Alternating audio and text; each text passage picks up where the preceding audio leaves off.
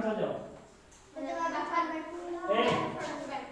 देखो तुम लोगों को हम बता रहे हैं यार, जितना भी आप लोग पढ़े हो पूरे वीक में, माने पूरे सप्ताह में। सर हाँ हमको सर लोग पढ़ाए थे ना, हाँ हमको नहीं समझ चलो हम उसको फिर से बता देंगे आपको, ठीक है। देखो आज सबसे पहले आप जानो 16 तारीख है ना, 16/8/2025। हाँ सुनो, आज भादो महीने का हिंदी महीना भादो महीना की अष्टमी है। भादो महीने की क्या है? अष्टमी। आज के ही दिन कृष्ण भगवान जी पैदा हुए। और हाँ, उनका जीवन हमें ये बताता है कि इंसान को कभी मुसीबत से घबराना नहीं चाहिए, क्योंकि वो पैदा कहाँ हुए थे बच्चों, पता है आपको? जेल में। हाँ जेल में पैदा हुए, क्योंकि उनका जो मामा था कंस बहुत दुराचारी था। इतना दुराचारी था कि जो है वो अपनी बहन देवकी माने कृष्ण की माता, उनसे बहुत प्रेम करता था। तो जब देवकी की शादी हुई तो देवकी को विदा करने के लिए जा रहा था। राजा महाराजा थे ना लोग, राजा थे वो सब। तो राजा लोगों के जब घर पे विदाई होती थी तो हाथी घोड़े तमाम पूरा सेना के साथ जाते थे। तो जा रहे थे, रास्ते में जो है आकाशवाणी होती है कि कंस, जिस वाहन को तू इतने प्रेम से ले जा रहा है उसी का 8वां पुत्र तेरा विनाश करेगा, है ना? तो ये कहते हैं ऐसी बात है, चलो दोनों को वापस लाता जेल में डाल देता है। और जेल में डालने के बाद क्या होता है कि कहता अब इनके बच्चे अगर पैदा होंगे तो जेल में ही तो होंगे, सबको मार डालूंगा। सबको क्या करूंगा? मार डालूंगा। जब न कोई जिंदा रहेगा न हमको मार पाएगा, है कि नहीं? तो वो 7 बच्चों को क्या किया था? मार दिया। और 8वां बच्चा कौन था? कृष्ण, है ना? जब वो पैदा हुए तो पूरे जो है जेल का दरवाजा खुल गया ऑटोमेटिक, हथकड़ी सब निकल गई, है ना? बारिश इतना तेज हो रही थी तो ये फिर से आकाशवाणी होती है। हाँ, उनको बताया गया कि आप जो है इस बच्चे को लेके जाइए कहाँ? समुद्र में। नहीं जी, गोकुल में। गोकुल में नंद बाबा के घर, नंद बाबा के घर, नंद और यशोदा।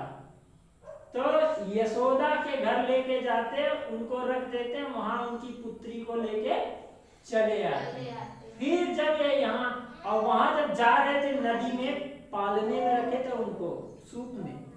तो नदी जो जमुना जी थी इतनी बढ़ गई कि ये यहाँ तक इनको पानी हो गया। इनके पिता वासुदेव को ये सोचे कि अब हम तो डूब जाएंगे। तो कृष्ण भगवान समझ गए कि यमुना जी क्यों आ रही हैं।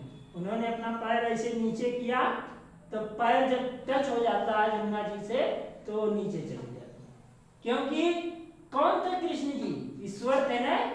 तो उनका पैर छूने के लिए आ रही थी और वो नीचे चले जाते। बड़ी मुसीबतों से लड़कर वो चाहते तो हर मुसीबत को एक साथ खत्म कर देते, लेकिन नहीं, वो मनुष्य का जीवन इसलिए लिए थे कि हम लोगों को ये बताने के लिए कि अगर ईश्वर को कष्ट हो सकता है, वो कष्ट से घबरा के नहीं भागा, तो हम मनुष्य होकर कष्ट से घबरा के नहीं भागना चाहिए, है ना?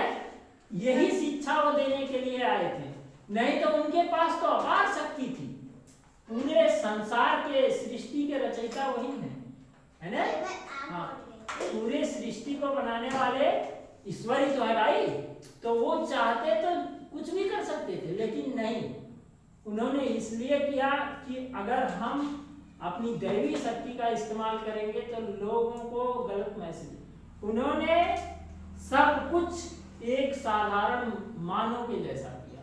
हम लोगों को ये बताया कि इंसान जो है मुसीबत से घबरा के नहीं भागना, ठीक है ना? हाँ, आज उन्हीं का जन्मदिन है कृष्ण जी का। और 12 बजे रात में पैदा हुए थे बेटा। हाँ हाँ, सब सो गए, सब एकदम खत्म हो गया। चलो छोड़ो उसको, तो ठीक है, तो यही था। अच्छा, आज आप लोगों का क्या है, टेस्ट है। तो टेस्ट को हम आप लोगों को बताएंगे कैसे करना है।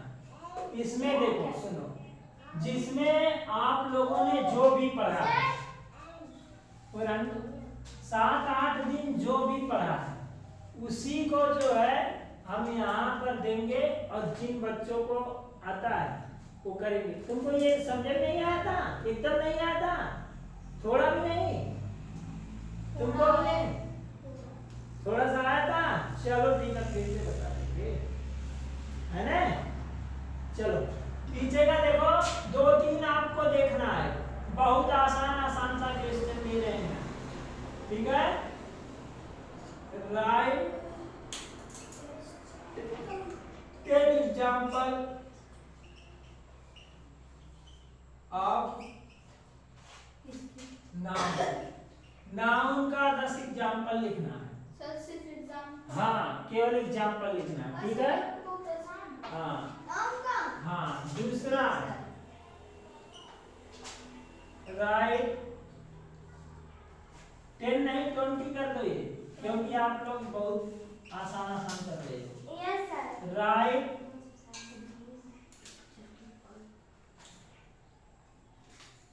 ये 5 example, right 5 example of collective noun. हाँ, कलेक्टिव या वी है लास्ट में, ठीक है। कलेक्टिव नाउन, कलेक्टिव नाउन का 5 एग्जाम्पल लिखना है आपको। तीसरा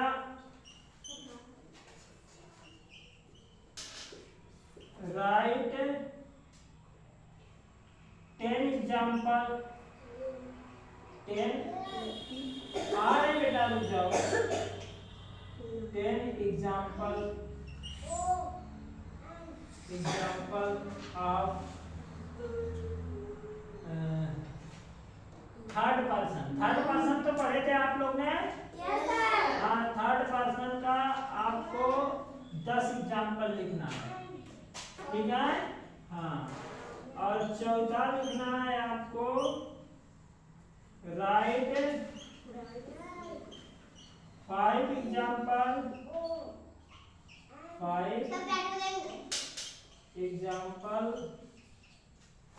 of abstract noun.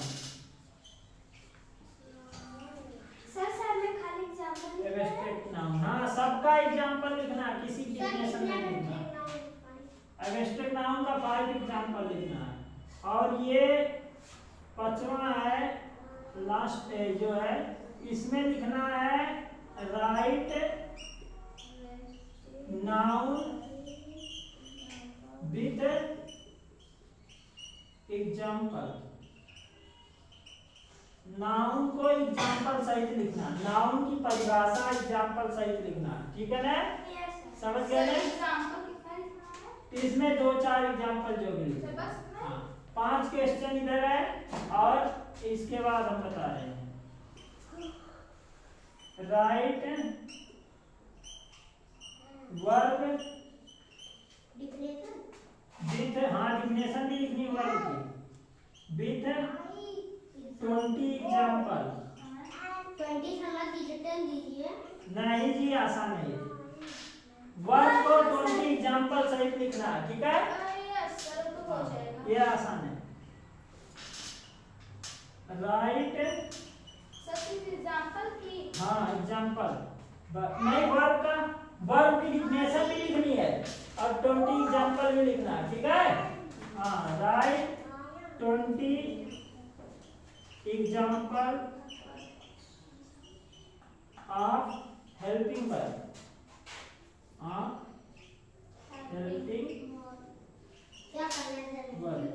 Helping verb का केवल 20 एग्जाम्पल लिखना है, बस। सर डिफिनेशन नहीं पढ़ी थी। हाँ, नहीं पढ़ी थी।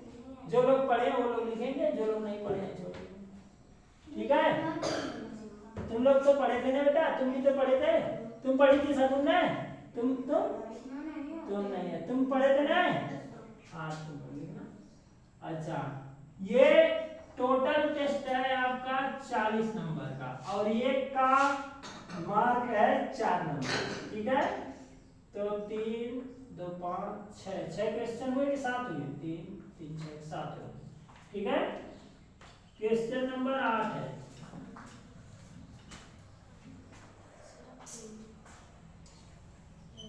Right 5 place name, place name, 5 place name लिखना, ठीक है, चाहे जो भी लिखने का।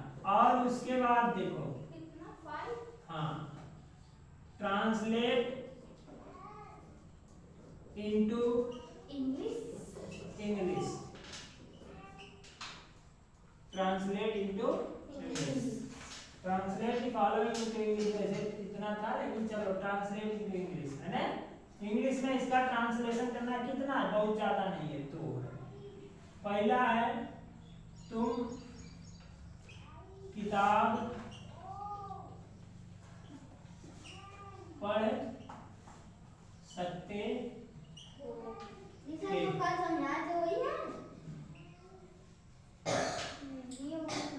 पीछे वाला आंसर ये गुड वाला है। मेरे पास एक गाय थी, इतने करना, ठीक है। हाँ, बस। हाँ और दे दीजिए। नहीं, बस 10 क्वेश्चन करना है।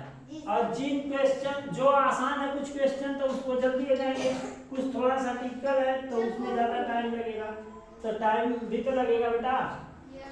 हाँ, आराम आराम से।